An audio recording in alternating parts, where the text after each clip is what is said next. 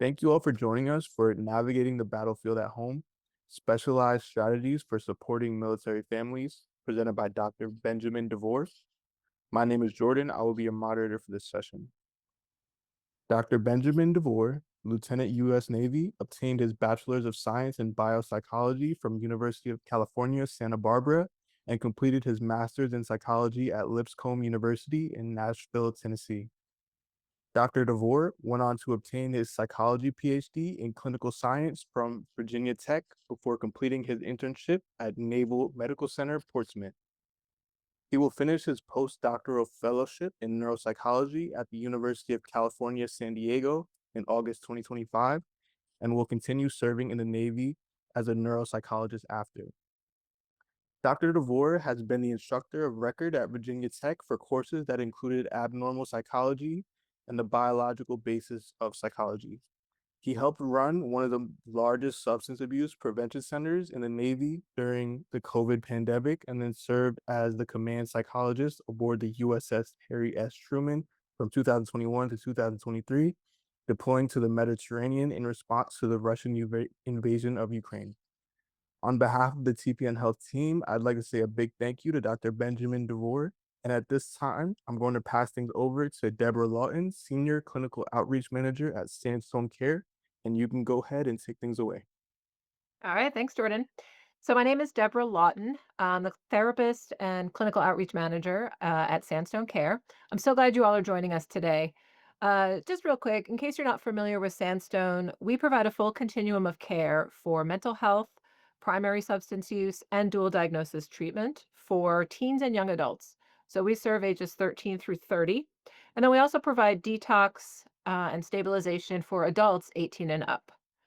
So our continuum includes teen and young adult residential treatment, both for primary mental health and for dual diagnosis.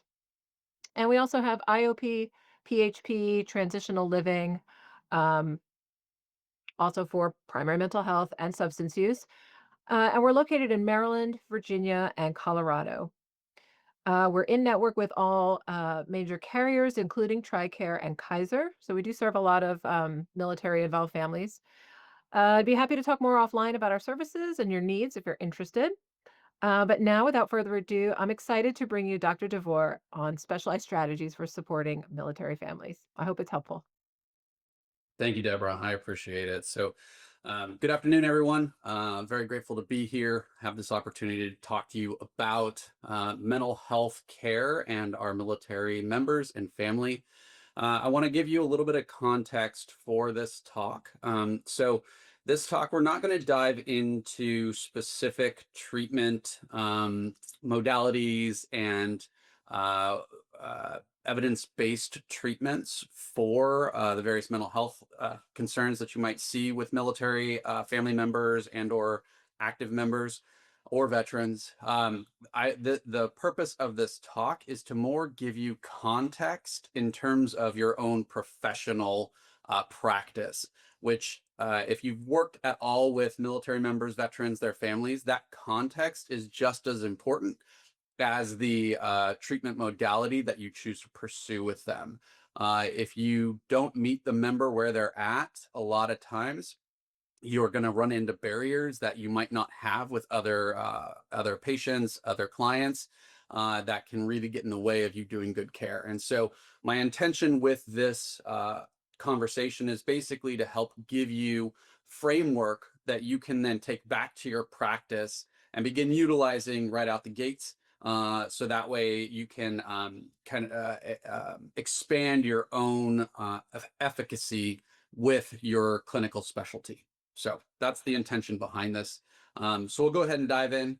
Let's see. There we go.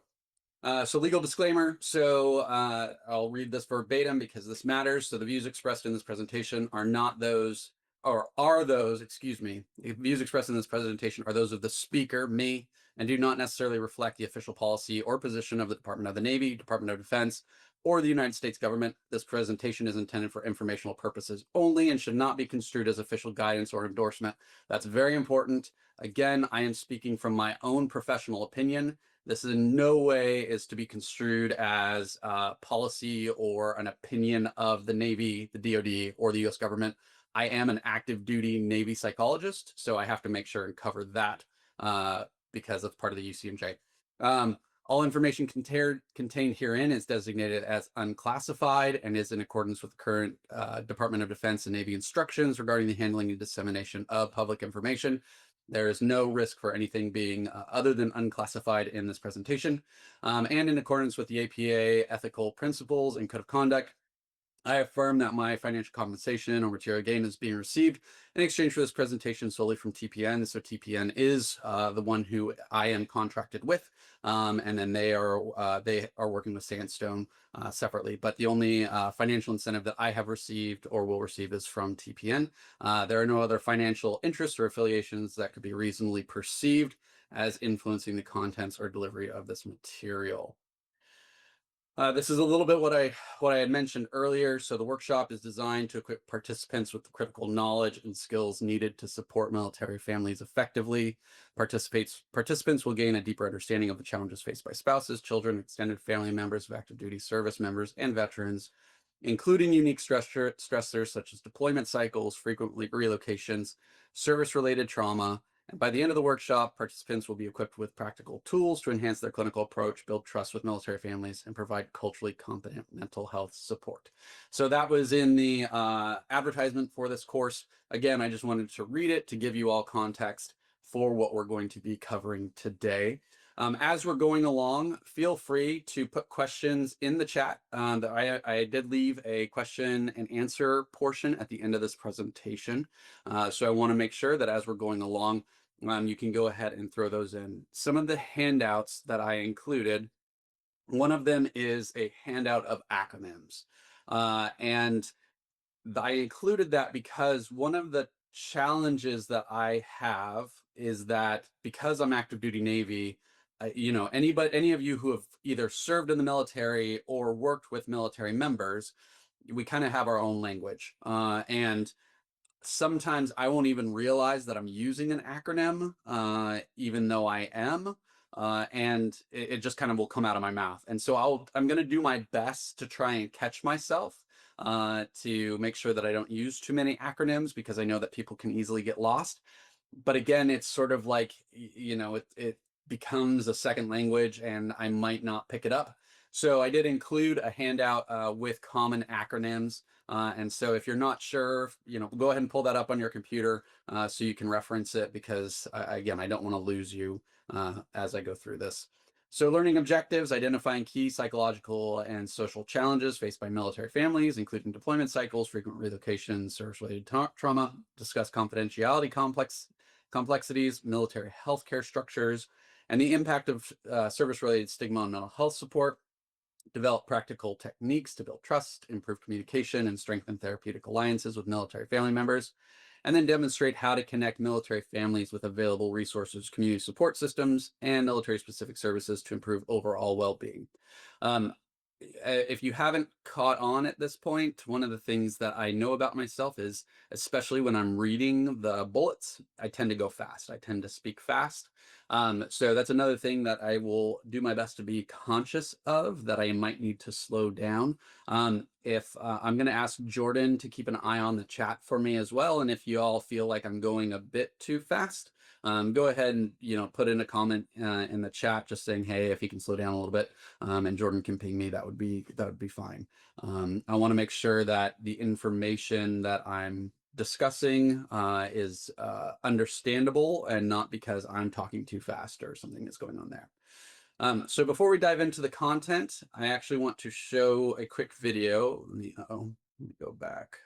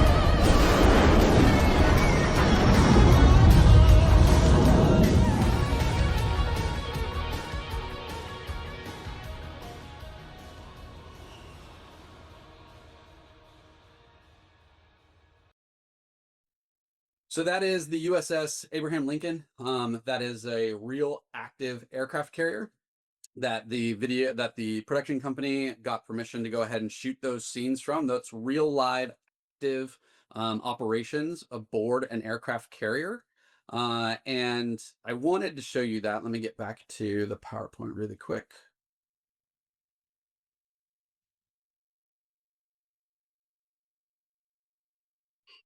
Okay, let's do this. Oh, how do I go back?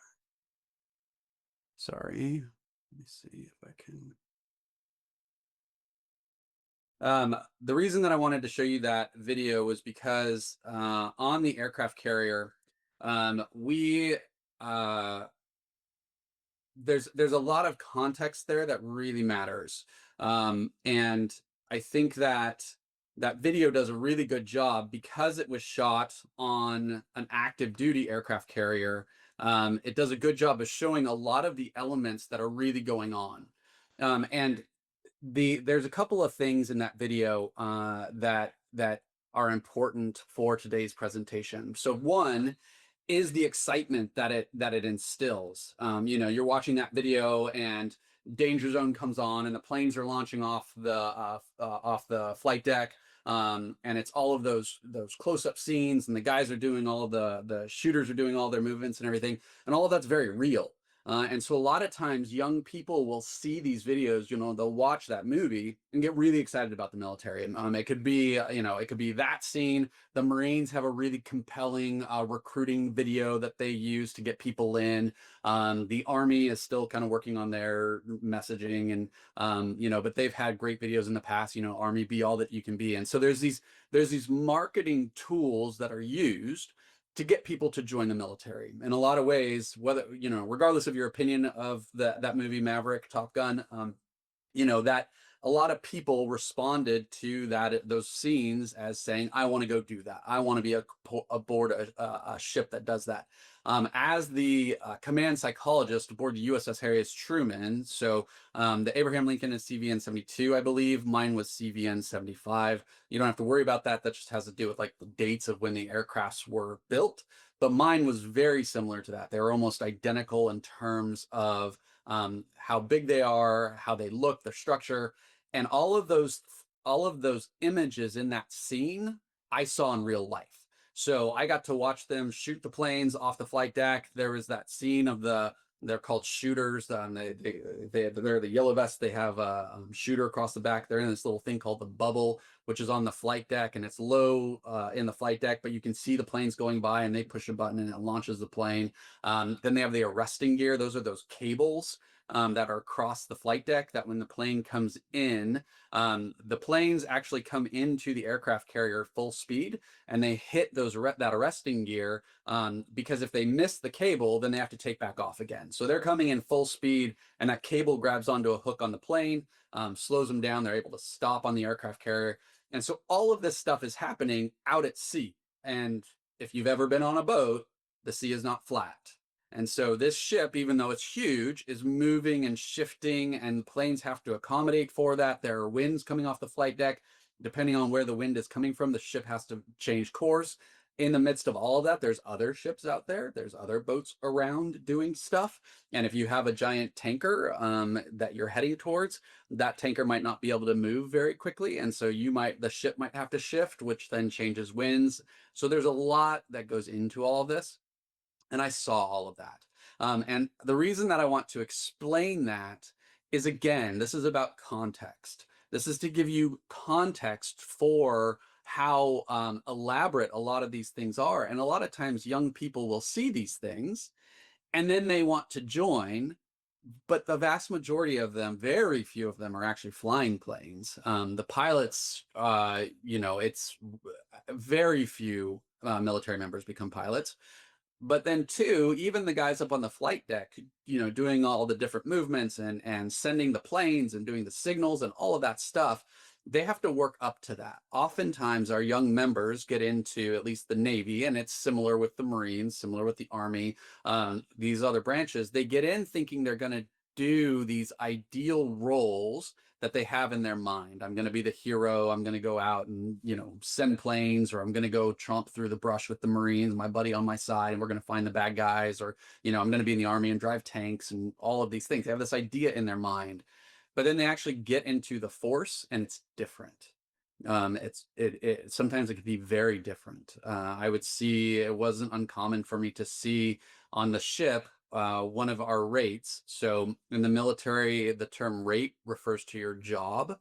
And I would see a lot of what our CS rate is, which is culinary specialist. And basically what the culinary specialists do is they cook. They provide food for the entire ship. And on an aircraft carrier like the one we just saw, when it's out to sea, it has about 6,000 active duty members on it, anywhere from 5 to 6. Um, it's a floating city. And imagine being crammed into this ship, this big metal ship out in the middle of the ocean. You can't go anywhere. And your job is to cook, and your job is to cook hours. I mean, these, our CSs, it wasn't uncommon for them to be working 14-hour days. Um, and so, you have this young member who comes in who has this idea in their head that they're going to be out flying planes or shooting bad guys or doing whatever, but instead they're in a hot kitchen cooking for hours and they don't feel very fulfilled. They feel frustrated. And that can really impact people, especially when it translates back to home. We're going to dive into kind of the deployment cycle and how all of this plays out. But there are these unique stressors for our military members that then impact home, that impact their wives, their husbands, their kids, their partners. All of this stuff really then ripples out. And I think that's really important as we move forward through this conversation. That's why I wanted to show you that video, because it has the two contexts. It gives you a little bit of perspective of some of the things that actually happen on an active duty aircraft carrier. But then it also, from that idea of like, this is a little bit of the message that some of our young people see, that then they go in and that's not the reality that they experience. One of the key pieces that I'm going to continue to speak about throughout this presentation is this idea of understanding military culture. So this slide here shows the different officer ranks. And I don't want you to get too hung up on this. I had initially thought that I would share kind of a breakdown of the different rank structure, but I think that gets a little bit in the weeds. For the most part, understanding rank structure is easy within the context of just knowing that higher numbers mean you're higher in rank. So an E4 is lower in rank than an E7. Those are two different things. Now, there's a lot of nuance in there because an E6 and an E7 are, obviously the E7 is higher than an E6. But in the Navy and the Coast Guard, an E7 is a chief. And chiefs have a very, they have a lot of responsibility and a lot of kind of added burden, for lack of a better word, that comes with that advancement to chief. It's a big deal to make chief. And so going from an E6 to an E7, I saw multiple patients on the ship who they weren't ready for the transition from going from an E6, which is in the Navy and Coast Guard is a petty officer first class, which is basically kind of like middle management. You have some supervisory responsibilities, but for the most part, you're not making a ton of decisions. You're kind of running the show, you're running the shop, but everything is kind of coming down from up top. And obviously, that's not universally true, but it's a good way to generally think about it. E7s, on the other hand, those guys all of a sudden are in charge of an entire shop. They get a lot of pressure from the top to make sure everything is running properly. But they also function, at least in the Navy and to a certain degree in the Coast Guard, they also function as mentors, as parents for some of the young people. They're expected to instill discipline. They're expected to ensure that everything is running properly. They're expected to also provide that mentorship, that leadership. So there's it's an incredible responsibility, and a lot of our chiefs have a lot of pride in that because they should. It's a big deal. But again, there's a lot of nuance there that comes with it. And so if you are seeing a patient or a client who has a family member who's higher up in rank, It's important to have those conversations with them around what are the stressors that your partner is experiencing, or if it's a child, kind of getting context from their parents. Okay, what are the expectations of the parent in the military? What are the stressors that they face? And we'll dive into a little bit more of that. The other piece that, if you can remember this, that's really helpful. So these, like I mentioned, the symbols on the screen right now, these are officer symbols. Um, Officers, again, similar number structure. Just if you can remember, the difference is that E is enlisted, so E1 through 9 versus O1 through 9. So officer on the up. There is E10 and O10, but that's getting up to like the executive level and stuff like that. So we'll leave that alone. But if you hear I'm an O3, so right now I'm an O3, it means I'm an officer, and I'm at the third level. I'm about to promote to the fourth level. So that's the other thing to keep in mind there. Military culture is really important as we look at this thing. For those of you who have been in, you know that there's a cultural piece to this. For those of you who haven't served in the military, military culture stresses performance. This might be one of those challenges that you run into if your client or your patient, if their partner has only ever been in the military, because it's not uncommon for our members to join right out of high school for our enlisted, and then they just promote. And so if you're seeing an E7, so again, a chief in the Navy, and if you're seeing an E7 and they've been in for the last, let's say they've been in for the last 15 years, they're married now, they have a young child, and the spouse is coming in saying, my partner just continuously, like they're the way they discipline our child, we disagree greatly on that. Like, they just seem to push that our kid needs to do better at school and needs to do better in sports and needs to do better in these ways. Part of that might be that military culture that, as this young adult came up, that was what was instilled in them. Performance is really what the military pushes for. And if you look at a lot of the information coming out right now in terms of some of the policy changes, they're really shifting to focus even more heavily on performance above anything else. And part of that is, it makes sense in some ways, because part of that is the importance of completing the mission. For those of you who served, you 100% will have heard that, because that is the bottom line. Completing the mission, accomplishing the mission, getting the mission done, whatever that is. So again, going back to the example of a culinary specialist, a CS, their mission might be providing food to the crew within an expedited fashion for the next 24 hours. That's their mission today. Boom. And then they're measured based upon how they were able to accomplish that mission.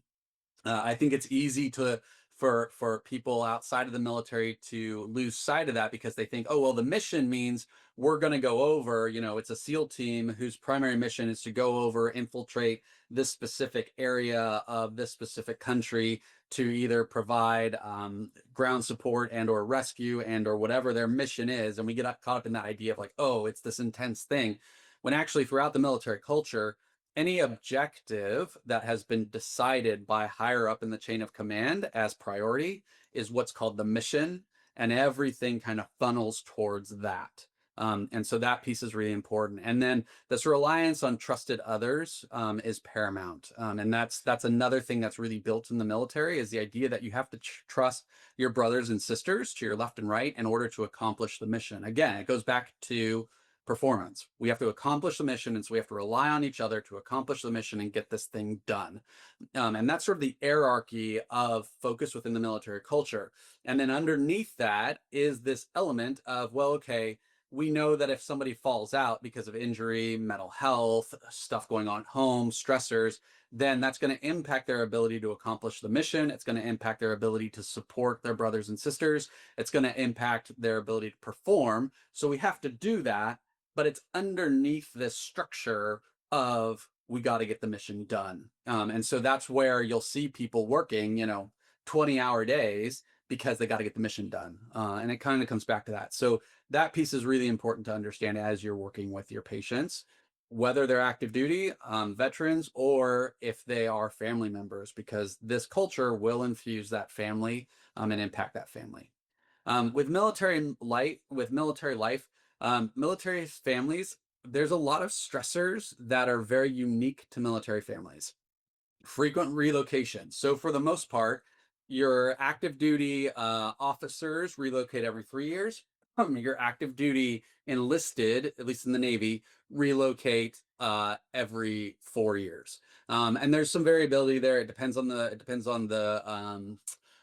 mission. It depends on the assignment. In the military, our assignment is called a billet. So depending on the billet, that time frame can be different, anywhere from a year to 5 years. They usually don't go longer than 5 years.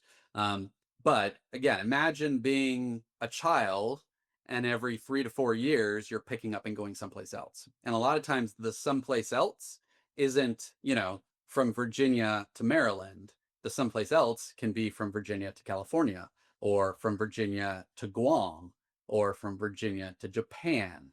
And so you have these different locations that are that can be pretty profound shocks to a young child, but then also a spouse, a partner.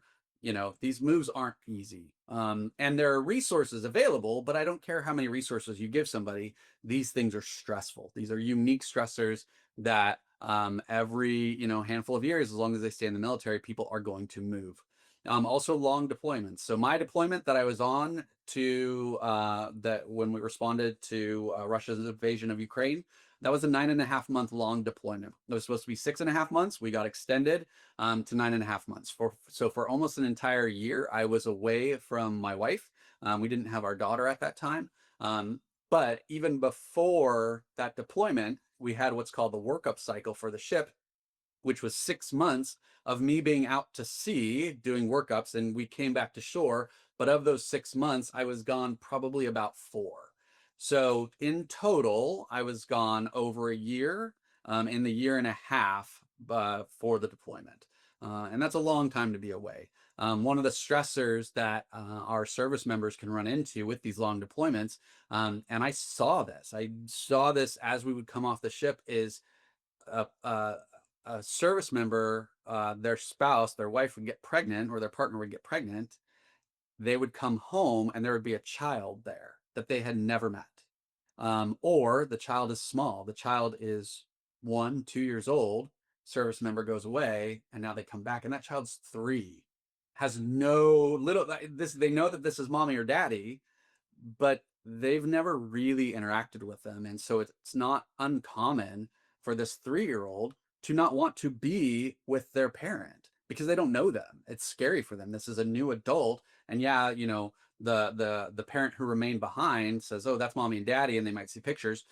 But to the child, they, like, little kids only have so much reference for that. And even older kids, that can be really hard too. I mean, the emotional distress, if a child is 8, 9, 10, going through those developmental stages, and having a parent away for a year and a half, that can be awful. Or even heaven forbid, the teenage years, where they're going through all the hormonal changes and all the emotional stuff that's there, and to not have a parent there for that long while they're going through that, breakups, heartache, all that stuff, that can be really challenging.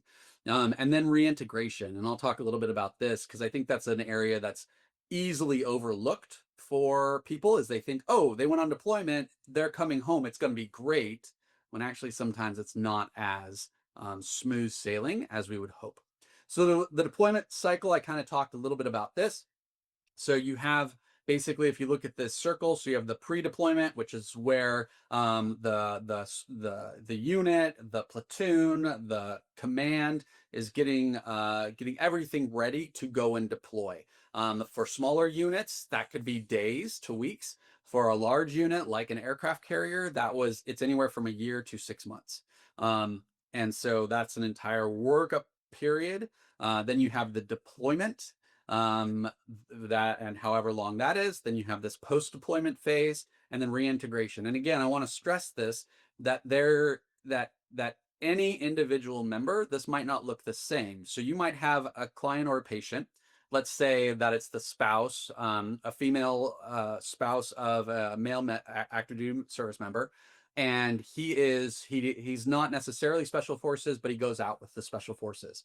That member might be gone 2 to 3 weeks every 2 months, but throughout the year, just gone, back and forth, back and forth, back and forth, back and forth. Not necessarily this long deployment like I had, where I was gone for 9.5 months. And so it's important to ask these questions to understand with your when you're talking to your clients about, okay, well, when are they coming back? What is this like? What is it going on, or what's going on for you? And then reintegration. And this reintegration piece is so important, because even myself, so I'm a clinical psychologist. I, have studied all the things and all the school that I've done. And even for me, when I got back from deployment, I was I had to take time to reconnect with my wife. And it's a little anecdotal story, but we'd gone shopping at Target, and I'd been back for a couple days at this point. And one of the things on the aircraft carrier, you kind of shift into a state of like, I need to do what I need to do to be okay in the midst of all of the things that I have to do on board the ship. So it becomes this very like, okay, what do I need to do to survive state? And very kind of self-focused, not self-centered or selfish, but just surviving, taking care of yourself, self-care.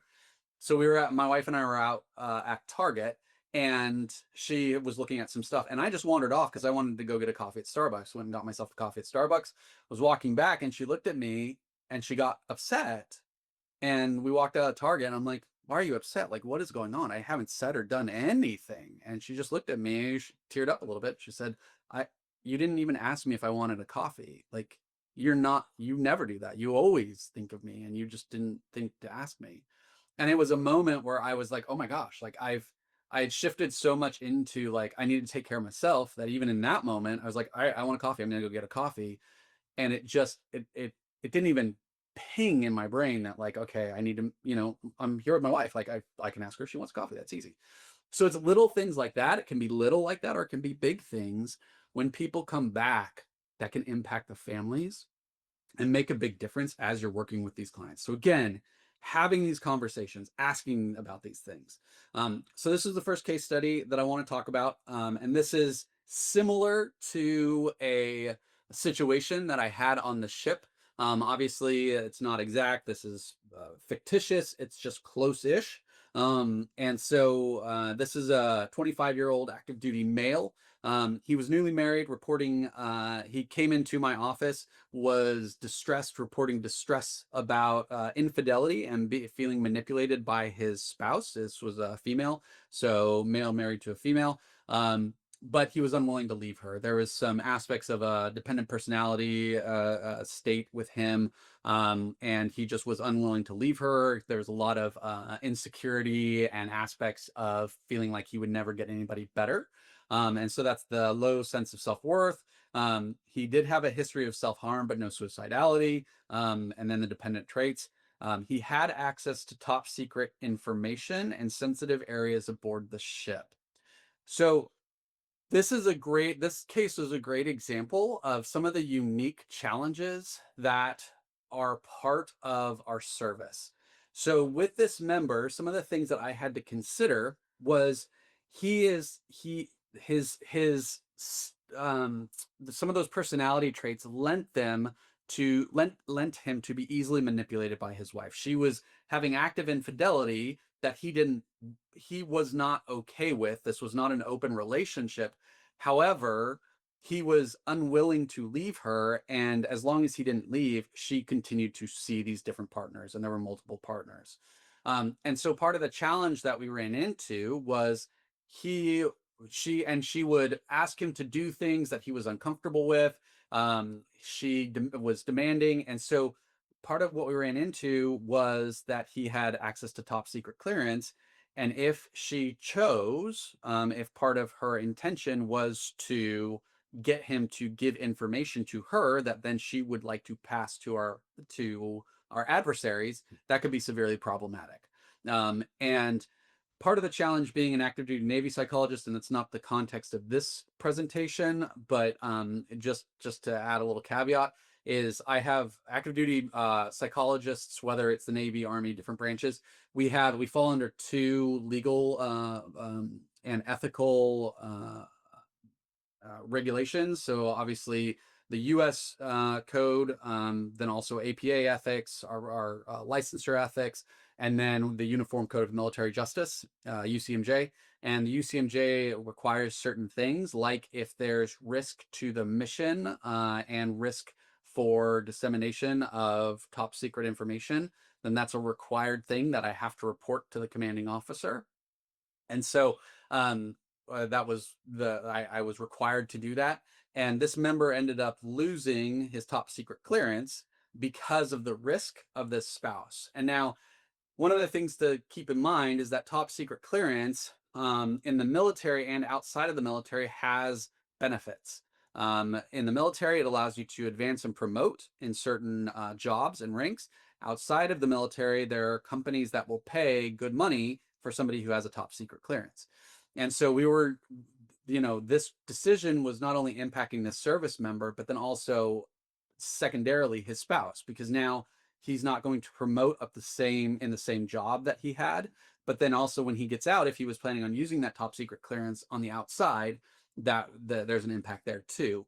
And so again, these are these unique situations that our civilian counterparts don't tend to worry about. If you are in your job or you're working with a patient, or if you're working with a patient or a client and you find out that their spouse is having an affair, your entire focus should be on how is that impacting the patient, how is it impacting your client, what work can you do there to work with them. And that was my job in session with this patient.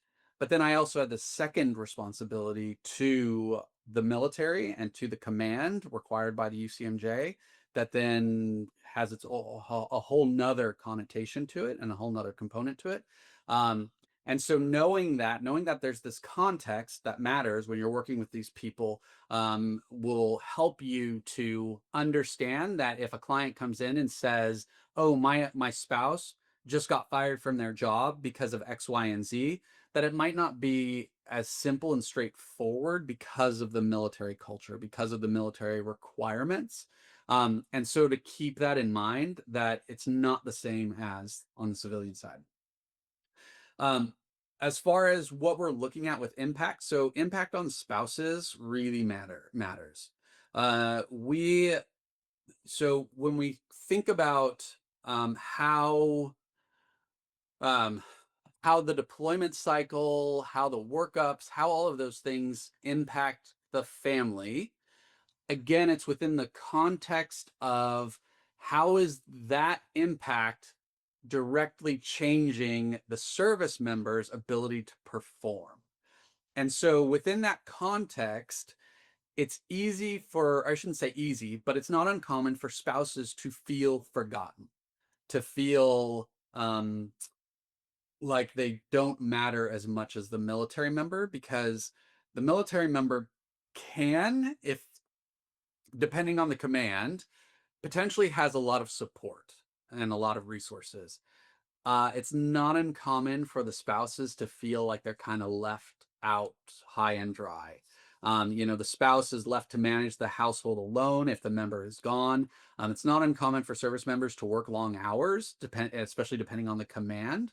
And so even if the spouse is stationed home, they might not be there very much. So within the Navy, we have a community called the nuclear community, and basically what it means is it's their service members who work on the aircraft carrier and submarines. And so they're called nukes because they work with the nuclear reactors on the aircraft carrier and then also the nuclear reactors on the submarines. And those guys, sometimes they'll be working 20 hours on, 4 hours off, and then they'll get 2 days of not working at all. And obviously if you're working those kind of hours, the 2 days you're off, you're not going to be really available for if they're young kids, if that's the day that your spouse wants to go do something fun with you, like you're kind of going to be exhausted recovering, and then you got to go do it again. And so there are these challenges that we think about with the military members, but the spouses are going through this too. Their partners are going through this too, where they're facing the strain, the emotional strain, the physical strain of caring for small children, if that's there, or teenagers, or, whatever the situation is, taking care of the home, taking care of all the stuff. Now, man, so loneliness is a very real thing that many military spouses have. They often feel neglected, isolated, and unappreciated.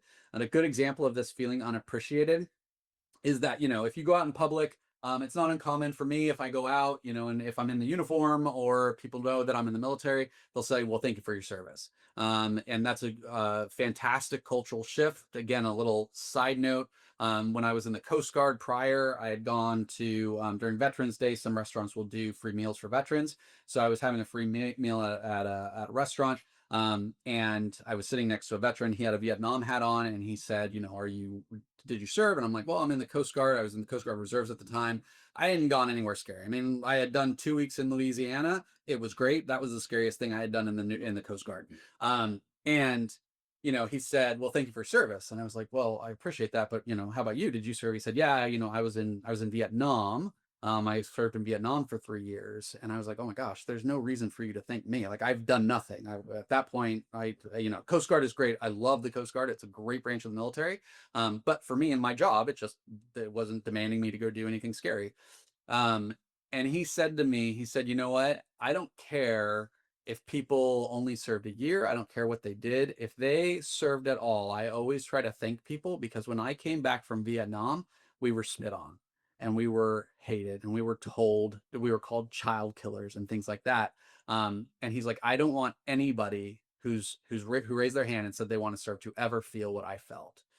And that just really stuck with me because I'm very thankful for the shift that has happened within our culture where that isn't the case anymore, where military members aren't um, seen as these horrible people for serving. Um, but one of the challenges that comes up with that is that spouses are rarely thanked. I'll go out, and if I'm with my wife and people see me and they know I'm in the military, they'll say, thank you for your service. They don't say anything to her. But when I was gone for 9.5 months, she took care of the house. She took care of everything. The only reason I could do what I did was because she was back home doing what she was doing, and she was doing everything she could do to be okay. And spouses don't get that recognition. They're not held by our society in the same regard as the military member. And so your patients, your clients, might experience that, especially if you're working with young adults who are newly married. So one of the things about the military is that if you get married, you automatically get a pay bump. And it's because your spouse gets added as a dependent. And with a dependent, you get a pay raise. So it's not uncommon for our young members, 21, 22, to get married because not only, they're young, they're in love, this is great, this all feels so good, this person loves me, but they're not necessarily matured. They haven't matured through those transitional phases, that early young adulthood that a lot of times people like at college, they'll date different people, get that experience, get a little older, a little bit more experienced, and maybe make a wiser decision, maybe not. Um, but our young members will feel really good and then say, oh my gosh, I also make more money and I don't have to live in barracks. I don't have to live in military housing if I'm married. Yes, let's do this. So you might have these young partners who the military member goes off on deployment, disappears, and now you have a 21, 22-year-old, sometimes 19, stuck at home. They're away from their parents. They've never left home, and they're there alone trying to figure this thing out. That can be a lot. That can be a lot. And so again, I keep coming back to this, understanding that context matters. And then my last bullet point on this page, that male spouses may face unique stigma and can have even worse isolation. That is something that's very real. And so I want you, if you are working with a male spouse, please just keep this in the back of your mind that there is a unique aspect to being a male military spouse because there are a lot of, for good or bad, women tend to do better than guys at creating communities. And again, not universally. There are some great male communities out there, but the women do a good job often of connecting with each other, and so there are a lot of military spouse social media accounts. There will be local meetups, and people will get together, except it's more often than not women. And so if a man shows up to these groups, sometimes it can feel very, very, uh, it creates a unique set of challenges. It can be very, again, very isolating, and feeling like they don't have much of a community, and much support. I know I've talked to military spouses, men who have said that they'll go to things or try and sign up for things like military spouse support groups, and they'll be told things like, "Well, you're a man. Why are you here?" And so again, just keep that in mind that as you're working with these people, that there might be an added element there that they run into. And then obviously the impact on children. So children, so some of the things that is not necessarily uncommon that can come up is struggling with behavioral issues. So academic disruptions at school, emotional distress, and parental absence. It's the military tries to do they try to do what they can to provide support for families. And so on at certain installations, certain bases. So like if, for example, in the Navy, if we were to move to Japan, we would have the option to live on base. And in some place like Japan, that could be appealing because for the most part, you're going to have military families there. We're going to all kind of be going through similar things, and so it's kind of an automatic community. It's sort of a forced community that exists, but that might not be enough to mitigate some of the challenges that the family experiences, and especially for young children. As a child is getting older, if they're required to leave their friends, if they're required to move to new places where they're different, if they move to a different country and they don't speak the language, they don't understand the culture, all of those things can have a pretty dramatic impact on the child. And so these are out elements to keep in mind. If you're working with a child, um, please ask them and or their family, how often have you moved? How long have you been here? Do you have any friends here? Who are the friends that you left back there? Was it hard to leave? Because obviously these changes can impact different children differently. There are I know some adults who they talk about being growing up in the military, and they talk about it with great fondness that they loved moving every couple of years and getting to see new places.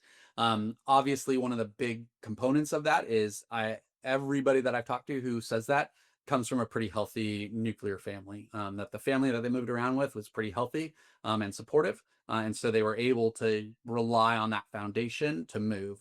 As I'm sure everybody on this call knows, is that if there is risk factors for trauma, abuse, neglect, things like that, that dramatically will impact the child's ability to adapt and change with these moves.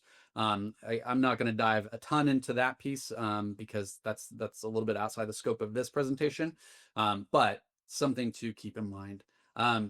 Also, young children, if you're dealing with a young child, even though they might know mommy and or daddy is, they're in the military, they're deployed, young children are not really going to know what that means. And when I say young, I'm talking kind of under 7 or 8 years old.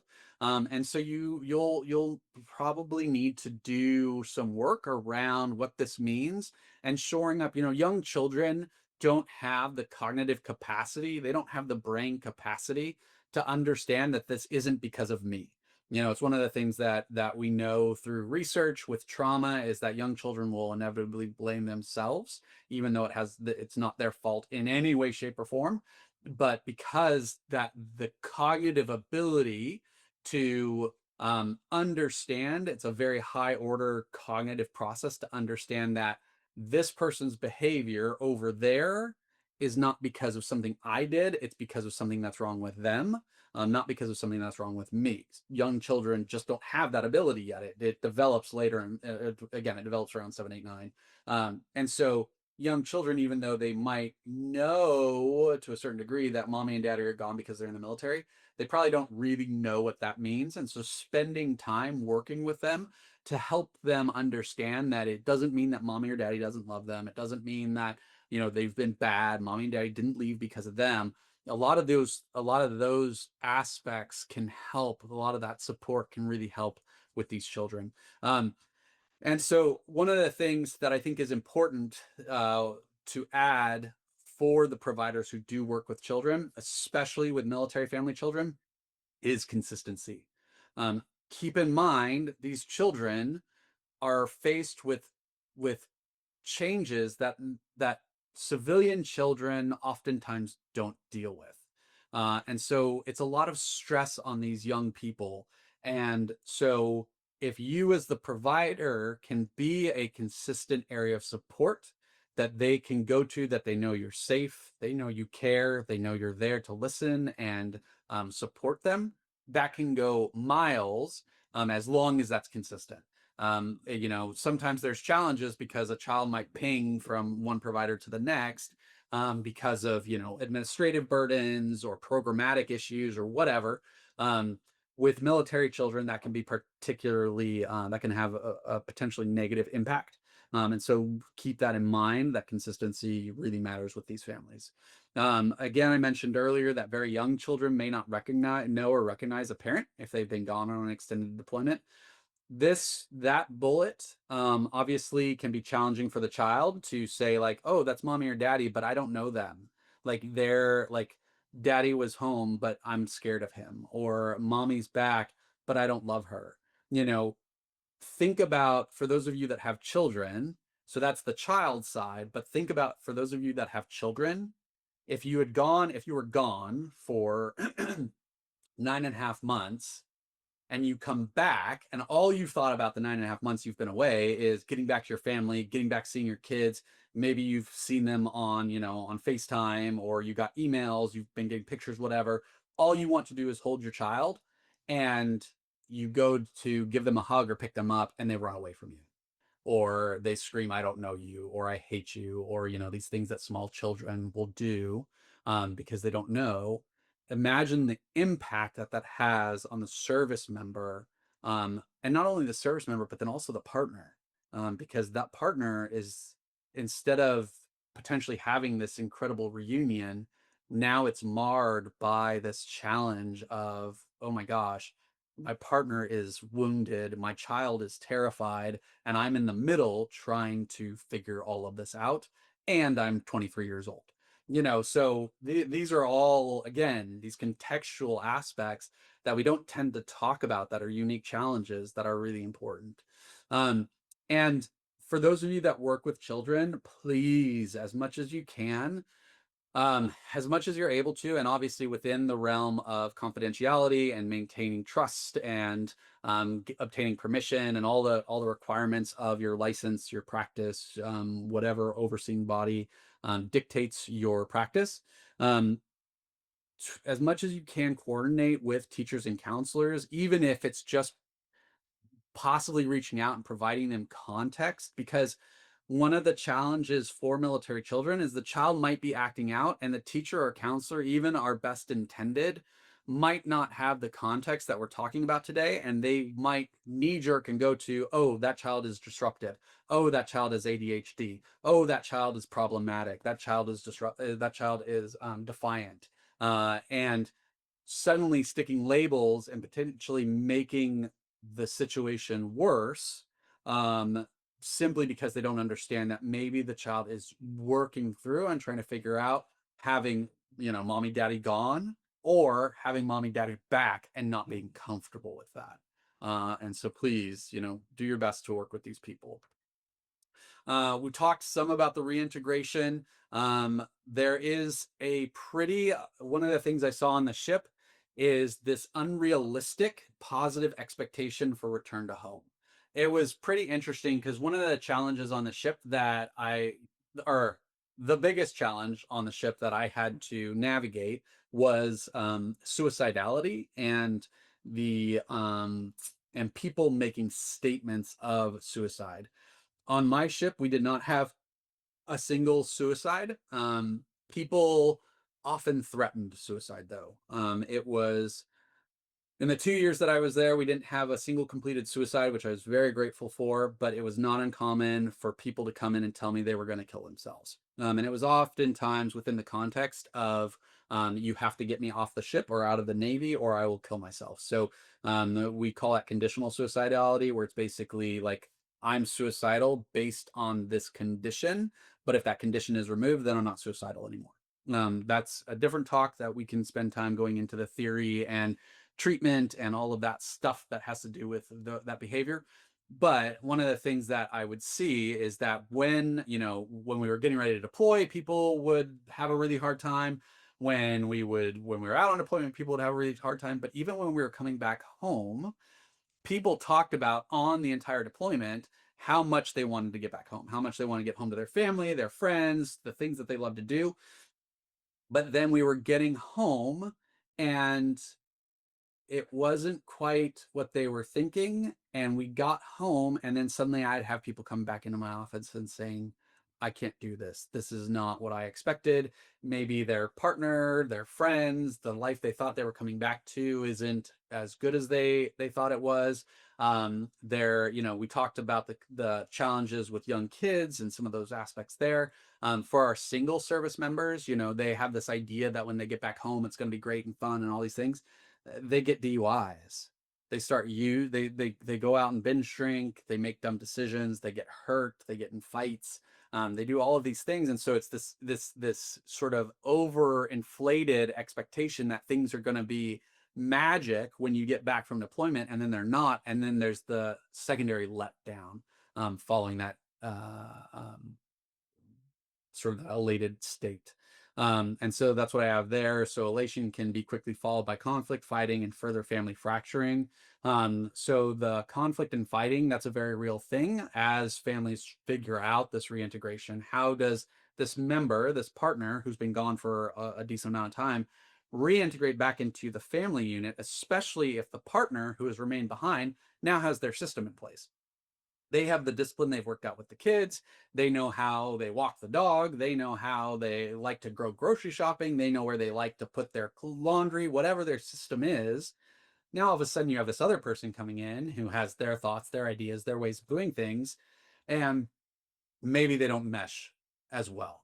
And so now all of a sudden, we're creating conflict. And so you might run into this where you have patients or clients saying things like, I couldn't wait for my partner to come home for the last 6 months. And now that they're here, I want them to go away again. And then the guilt and feelings of shame that might be there with that, of like, all I wanted was to see my partner. And now that they're back, I just want them to go away.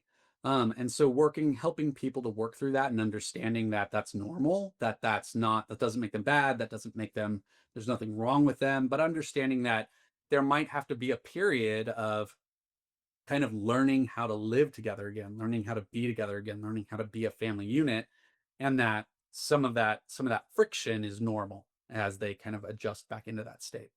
And so service members can 100% feel misunderstood, while family members can feel alone and not valued. And so the service member comes back is like, I've been gone for the last 9 months. All I wanted was to be able to be home with my family, go in the backyard, enjoy a beer while the kids play. And instead, my wife is harping on me about how I need to like take care of X, Y, and Z, and how she's exhausted and feels like I'm never there. I haven't been there. And like, well, it's not my fault that I wasn't there. I was on deployment. What am I supposed to do? Whereas the spouse is like, all he does is sit around. He doesn't take care of anything. I thought when he came back, I would have a partner again. And instead, I've got another kid that I have to take care of. And so it's this conflict that can arise because of unrealistic expectations. And so reintegration assistance is imperative. So as much as you can learn within your own practice about um, uh, um, resources, opportunities, skills that you can teach within the reintegration piece is important. And one of the handouts that I sent you does have some resources available. I also have in this presentation some resources highlighted towards the end. Um, the value of reintegration, so improve communication, setting realistic expectations, understanding new and different family dynamics, establishing new healthy norms, encouraging patience, empathy, and support. So all the things that we want to do with our clients in general.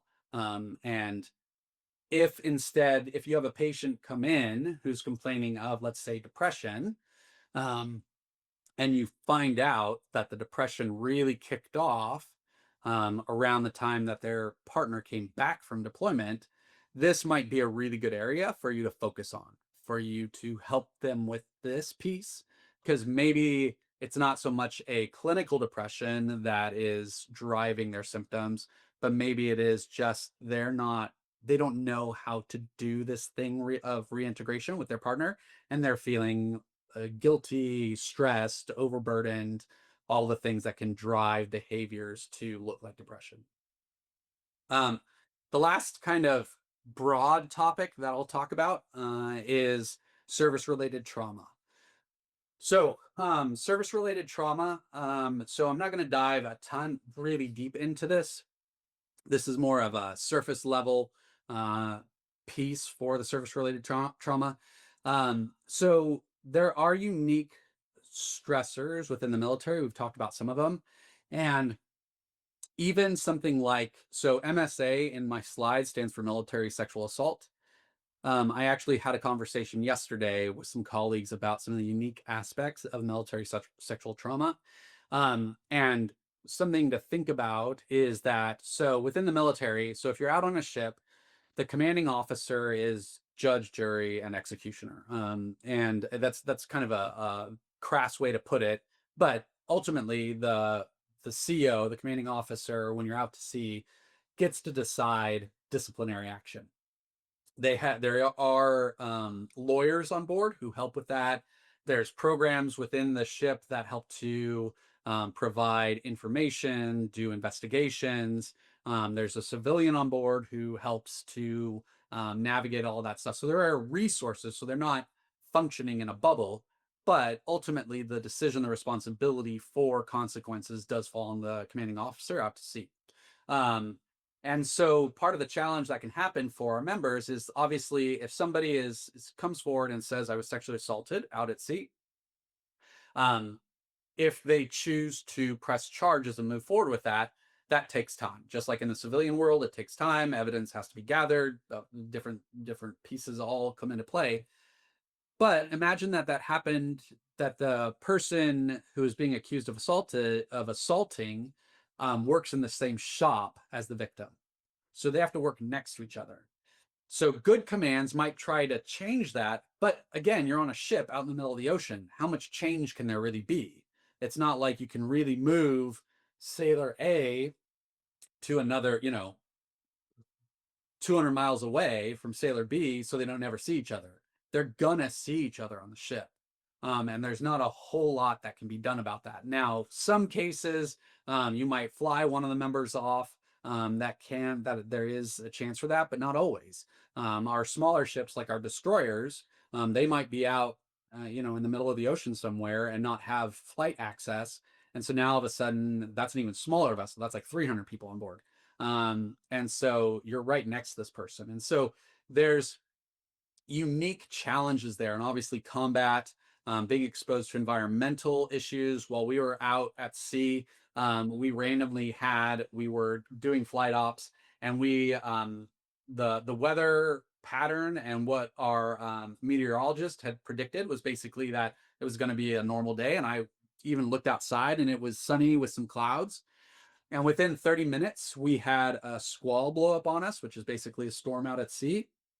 And the winds were so strong, people were getting blown off the flight deck. And on the flight deck, there's netting along the sides. It's called the glove, and people were getting blown into that. So thankfully, we didn't have any sailors go overboard, but that's how strong the winds were. We had the winds were so strong it tore the tail rotor off of the helicopter and threw it across the flight deck. It spun across the flight deck like a frisbee and caught a woman in the back of her leg. All she needed was stitches. She got extremely lucky because all she needed was stitches. It was just a cut from a helicopter blade flying across the flight deck. And so those are unique stressors that obviously most people in the civilian world aren't exposed to. And so these types of traumas can really can really impact people in unique ways. So if you're working with military service members, if you work in addiction, if you work at facilities where you see either active duty members or veterans, just keep in mind that the trauma that military members face are going to have some unique components to them. And we know that obviously trauma can lead to PTSD, and the PTSD can certainly affect family dynamics. One of the things that when I've worked with family members that I've run into is if the member that I'm not working with has PTSD, it can impact the entire family unit, where things like, oh well, we can't go to concerts, or we can't go to the park, or we can't go to Disneyland, or we can't go to the mall, or we can't go to the movies because my partner will break down, or my partner gets so distressed they can't handle it. We can't go to a restaurant with a lot of people because they can't tolerate that environment. And so working with family members who have a veteran, a service member who has PTSD, who has that trauma history, can certainly impact their lives in pretty significant ways. And so also understanding that context. There's certainly stigma still within the military around mental health. It's gotten better. It's 100% gotten better. It's not uncommon for me to see veterans from like Operation Enduring Freedom, so like Iraq and Afghanistan back in the 90s, who never saw mental health. They said, if I see mental health, I'm going to get kicked out. That is less of a concern now. There is not nearly as much of stigma within the broad military. It still remains within some communities. A SEAL, Special Forces, Special Operators, they won't come see me unless they have to. Your pilots, they won't come see me unless they have to. And part of that is because for certain jobs, if they end up with a diagnosis that can impact their career, it doesn't have to. There are certain diagnoses that people can continue to serve with. They can be treated. It doesn't change their career trajectory. There are others. A good example is schizophrenia. If somebody is diagnosed with schizophrenia, then that's not compatible with ongoing military service, and that will impact their career. And that's reasonable. If you're on board a ship and the ship comes under enemy fire, and somebody is having a psychotic break next to you when they're supposed to be manning the guns, that's not a good situation for that person, for the ship, for the crew, the whole thing. Um, so there is that fear of career impact, confidentiality concerns. The confidentiality piece, that's probably the biggest concern that I'll run into, where members do get worried that if they talk, then it will get within the command. People in the command will find out. And so you also run into that with spouses and partners, where they will be worried that where either they'll be worried that if they tell you things that somehow people in the community will find out, or you can have their spouses, their partners, worried that like let's say you're seeing a female wife of an active duty military member, that member might tell their wife, you can't say X, Y, and Z. And this isn't, top secret stuff or anything like that they legally can't tell you, but don't tell them that I'm having a hard time. Don't tell them that I'm not sleeping. Don't tell them that I yell at the kids, whatever, because they're terrified that that will get back to the command. And so you might find that your client, your patient, is having a hard time being as forthright as they might be otherwise because of that external pressure. Um, and so this last piece, the dynamics for seeking care is changing in the military. That is true. Um, on the positive side, a lot of our more senior military members and even our junior military members are recognizing how important mental health is. And so they'll actively seek mental health care, which is great. And they understand that to be their best, they need mental health. Part of the challenge that we run into is that because there are disability benefits attached to certain diagnoses within the military, we will have members come in seeking those diagnostics. PTSD is one of them that we run into, where if somebody has PTSD in their record, they get money when they get out. I shouldn't say they do. They can get disability money when they get out. And so I have had people come in and say, hey, doc, I need you to put PTSD in my record. I'm getting out in 6 months. And I'll say, well, talk to me about what trauma you've experienced. What have you gone through? And they're like, oh, I haven't gone through anything bad. I just need it in my record. And it's that desire to get those diagnostics in their record.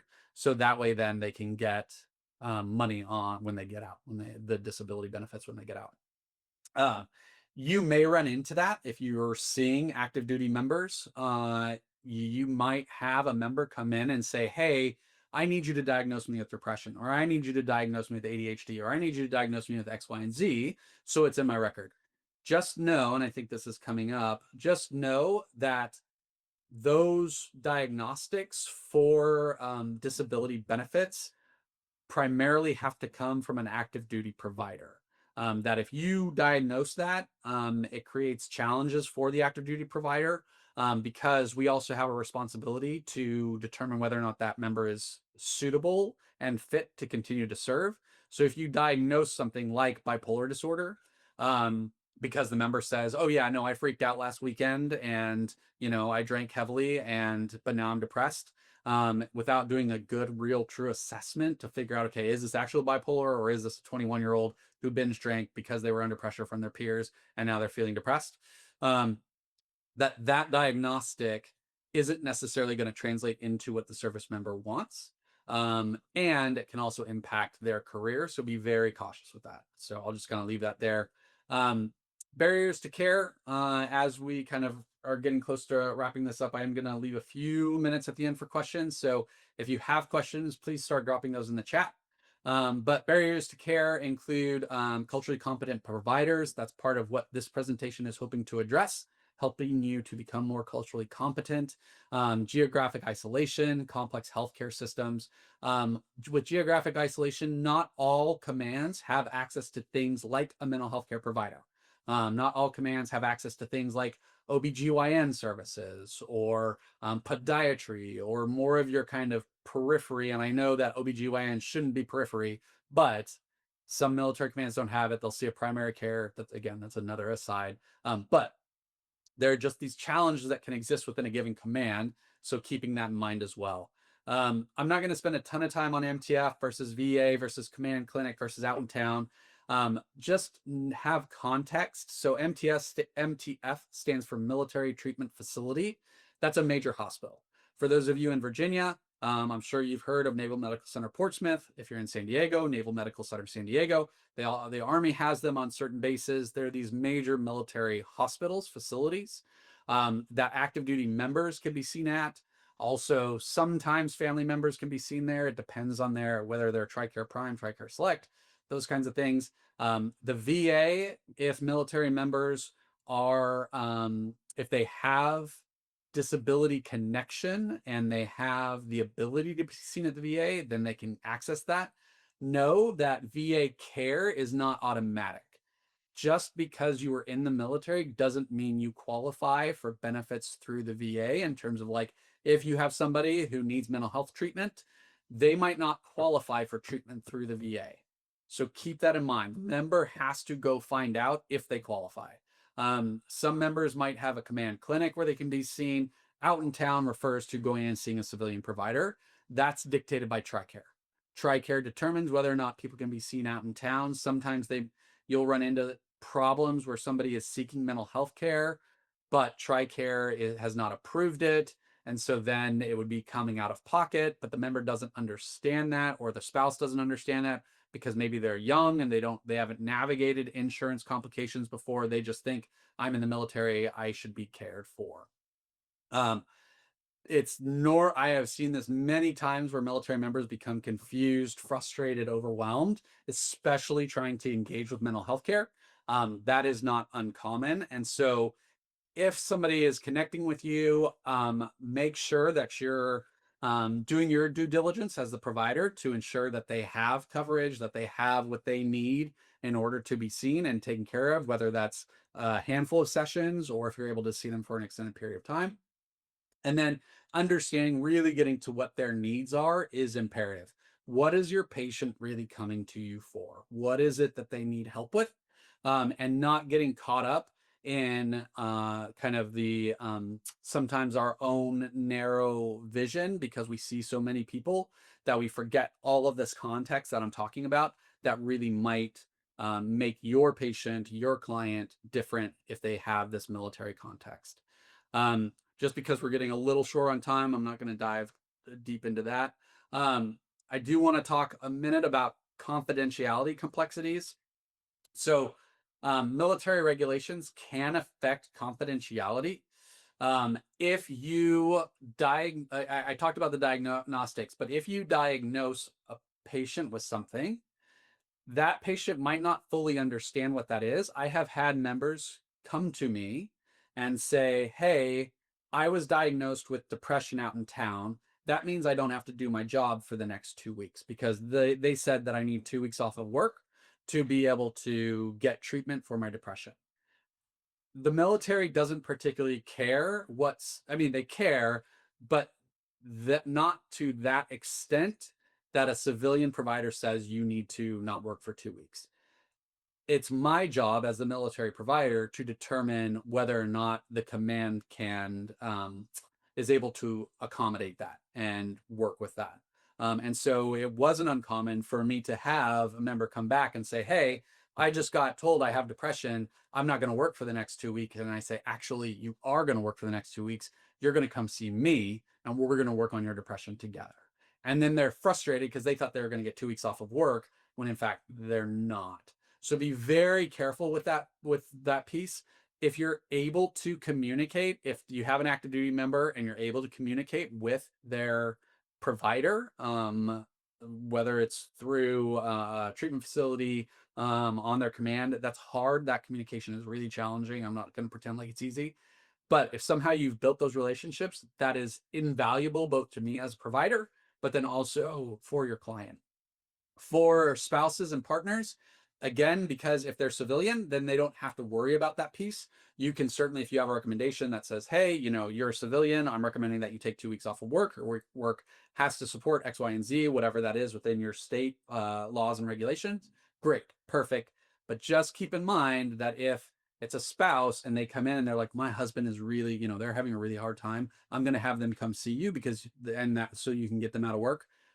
It's be very careful. That's a lane that can get very sticky very quick, and you might set unrealistic expectations. So, and that's kind of going to where you can build trust with families. Having this cultural competency will really help you to speak to maybe some of the challenges that families have. Um, Understanding the unique stressors, and then recognizing that for some of our active duty members, secondary gain might be a part of it. And so, one of the things that I talk about that I used to train my team with on the ship is that if somebody was coming in and they were using suicidality as a reason to get off the ship, they had no intention of actually harming themselves, but they were just saying that because they thought that that would be a way for them to get off the ship, which does happen. Um, One of the things that I trained my crew up about was that even though this person might be seeking a secondary gain, which was to get off the ship so they didn't have to deploy, they're in some kind of distress. They're having something going on that is so distressing to them that they're going to the extreme of telling us that they're going to hurt themselves to try and get what they want. So, recognizing that and trying to really understand what that distress is so we could treat that, so we could address that to help them get rid of this idea that they need to use something like suicidality to get what they want. Instead, by treating that distress and addressing that, then maybe we can help them to become more resilient and be okay in the midst of the stressful environment on the ship. Talked about culturally competent care. I encourage you to use evidence-based strategies. Again, this talk isn't all about evidence-based strategies, but I want to make sure and include this. Please use evidence-based strategies with our members. That's the gold standard to building resiliency, strength on all of these pieces. So with 10 minutes left, 9 minutes left, I'm not going to dive into the case studies that I had built out. I do want to highlight these resources really quickly. So for both military members and family members, Military One Source is great. If you're working with military members and or family members and you haven't gone to Military One Source and seen all the resources available, please do. There is a ton there. There's a ton there. It's one of they've done a really great job of building that out. Both all branches have like the Navy has Fleet and Family Support Center. That's Navy and Marine Corps. The Coast Guard has something similar. Army has FRG. Not sure what the Air Force has. I'm sure they have something. The Air Force has a ton of money, so they have all sorts of support. And then ombudsmans are another resource. So there are these resources available. Please make yourselves aware of them. You can just ping them into Google. They'll come up depending on what branch your service member has. And these also have resources for family members. So this isn't just for the service member. Talked a little bit about that. We talked about ethical considerations. So I'm just going to jump to, because that's the summary. So questions. Let me get to these since we've got about 10 minutes left. Da, da, da, da, da. All right.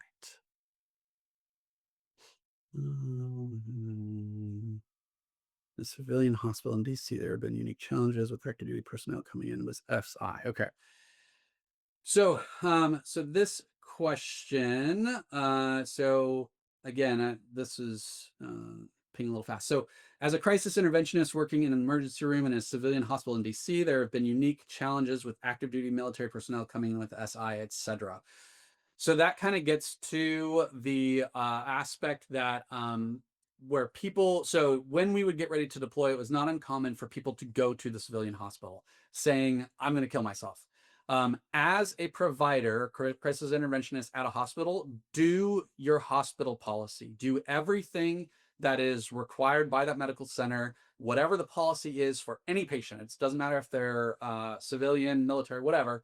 Do all of that stuff, but don't promise that that means that they might get what they want. Because they might say, I'm going to kill myself. You need to keep me here for a week, knowing that that might mean that, well, they could miss deployment. Now, if your medical team determines that yes, this person has to be admitted for a week, they're too dangerous to leave, great, do it. Safety number one, that matters the most. The command will figure it out. However, if the person says you have to admit me for a week and your team determines no, we're going to go ahead and release you, we feel like you're stable, like they would anybody who comes in crisis. If that's the determination that the medical team made, be careful not to promise that then that means that they're not going to have to deploy, because you can't make that determination. That's not your call to make. So be very careful with that. So again, just follow your procedures, follow your processes, and then and you should be okay. It is challenging because for people who are in major military towns like San Diego, Portsmouth, in the middle of the country with the Army and stuff like that, they when deployment cycles come up in the civilian hospitals, you will see some increase there. What evaluation have you seen in assessment and evaluation of performance? Oh, evolution. So that question that's a whole nother topic. So both the Army has a really big evaluation, assessment and evaluation program that they've stood up, especially for their leaders. The Navy is working to adapt that. There's conversations about doing an assessment and selection across the force. Obviously, that's a huge lift. That's a lot bigger of a conversation than I have a few minutes for. So so I'll hold off on that one. Are you aware of any efforts to preclude career impact of a service member with ADHD? I have a client now who is a firearms instructor who was flagged while on medication. So yes, so ADHD and some of the some other mental health concerns uh, are so ADHD is a challenging one. So ADHD, if diagnosed in childhood, can be disqualifying from military service. I say can be because you can get waivers and things like that depending on the situation. It's not uncommon. I had multiple people who came into my office and said, "Hey, I have ADHD. I need medication. I need stimulants." And it's like, well, why are you like, did you tell this to your recruiter? And they say no. So once they're in, it can be challenging with that ADHD because sometimes they're not the most honest because they just want to get in, and then they're in, and then they want to get back on care. In the Navy, and I'll speak specifically to the Navy, ADHD medication is not necessarily disqualifying depending on the job for a firearms instructor. I'm assuming that's in the Army. Maybe it's in the Navy. It might be, or Marine Corps, it might be. Again, it's service dependent according to the UCMJ and their own policies. So that one's hard for me to answer in a broad context. It really is dependent, and they would need to go see their active duty medical team to get that figured out. Treat specific treatment modalities for PTSD. Is there both talk therapy and medication? Does spirituality come into play? So for the most part, PTSD treatment is going to be your evidence-based, so your CPT, your PE. There are medications that people can receive. If somebody has severe PTSD, that's when we start looking at medically retiring the person, because severe PTSD obviously isn't conducive with ongoing service. It's detrimental to the service member and to the potential command. It's not, if somebody has severe PTSD, I have yet to meet a patient with severe PTSD who wants to stay in. They usually are happy to go, and if they are medically qualified, then they get ongoing support, care, treatment through the VA for that. Again, there's a lot more nuance there, but it's I'm just running out of time. 2 minutes left. Great. Well, thank you, thank you, thank you. I think with my last few minutes, 1 minute from here. Okay, I think with my last few minutes, I just want to thank everyone who joined this presentation. I also want to thank TPM for this opportunity. I cannot stress this enough. Our service members, they again, I've said it multiple times, there are unique challenges that they face and they need support. So thank you for what all of you do in supporting our military members. If your partner, spouses, if you've served, thank you for that. It matters. And, this is a whole area of our population that we can really help if we're sensitive to these unique things that are there. So thank you for your time. I appreciate it. And it looks like we're right on time. Cool. 3.5 more minutes. Oh, all right. It looks like I have 3 more minutes. Let me see if I can find one more question to answer. Is there a way to know what type of diagnosis will not impact career in order to choose from IAMDD? Yes. So question is there a way to know what type of diagnosis will not impact career in order to choose from? So I would encourage you to be very careful with that, because I don't want you to diagnose based upon what you think will or will not help the member. Diagnose based upon what the clinical presentation is. It's like if somebody comes in with abdominal pain and the provider says, well, if I diagnose them with cancer, then like abdominal cancer, then that's going to ruin their career. So instead, I'm going to diagnose them with a gastrointestinal reflex disorder. Obviously, you don't want to do that. Diagnose based upon what clinically presents, what their symptoms are, and what they meet diagnostic criteria for. But it can benefit you to educate yourself around around having a conversation around what that could mean for the service member. And you can find that information. So it's not easy, but if you spend a little bit of time digging there, all of the policy is available. Uh, so Department or Defense Health Agency, DHA, the Department Health Agency, is here, I'll put in the chat really quick. So this is the broad department that oversees all military care now. So it used to be that the different branches had their own military instruction oversight, but DHA back in 2020-ish started to take over all of that. So it's this big bureaucratic thing that oversees TRICARE and the different policies, all of the things. So DHA has they have all of their policies that the public can see. So you can go in and find the specific policy that describes what diagnostics are separable and which are not. And when I say separable, meaning that the member could be separated because of that diagnosis.